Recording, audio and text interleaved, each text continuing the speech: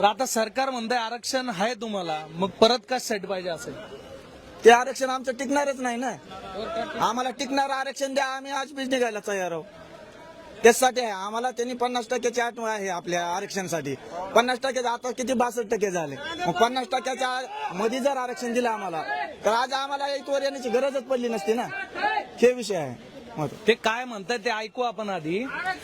OBC मधून आरक्षण पाहिजे अशी तुमची मागणी आहे. आता जे आरक्षण दिलेलं आहे ते स्वतंत्र आहे. ओबीसी मधून आरक्षण दिलं तर काय फरक, काय म्हणजे नेमकं काय होईल समजा, तुम्हाला काय वाटतं? एकतर महत्वाचं म्हणजे ओबीसी मधून जर आम्हाला आरक्षण भेटलं तर ज्या ओबीसीला सोयी सवलती असतील त्याचा आम्हाला लाभ होईल.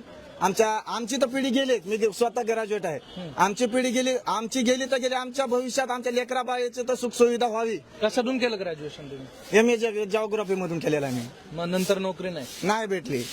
5 वर्ष घातली. शेवटी आता मी शेती बघतो. तुम्ही काय करता? प्लंबिंग लंबरचं काम. बरं. काय वय तुमचं? माझं 23 आहे. काय शेती तुमच्याकडे? शेती 2-2.5 एकर. तुमची किती शेती? आमच्या 5 एकर शेती. 5 एकर शेती, 2 एकर शेती, असे सगळे शेतकरी आहेत. त्यांचा घरचं सगळं सामान घेऊन आलेत. खर्च किती आला इकडे यायला? जवळपास आता खर्चाचा आम्ही हिशोबच लावला हा. नाही. खरं सांग, हे सो खर्चानं आम्ही परत जो आमच्या हिशोबपोटी येईल तो आम्ही सो खर्चानं जे बी आमचा होणार आहे तो आम्ही द्यायला तयार आहोत.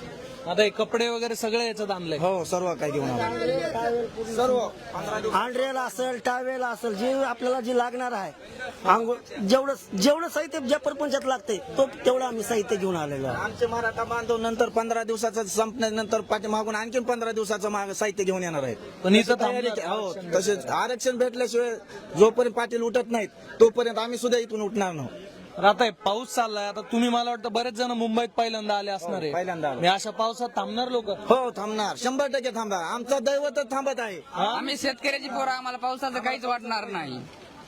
किती पाऊस आला तरी पाऊस आला तरी आम्ही तयारी आहे. पाटला जाते झाल्याशिवाय आम्ही आतून हलणार नाही. पाऊस येऊ काय येऊ.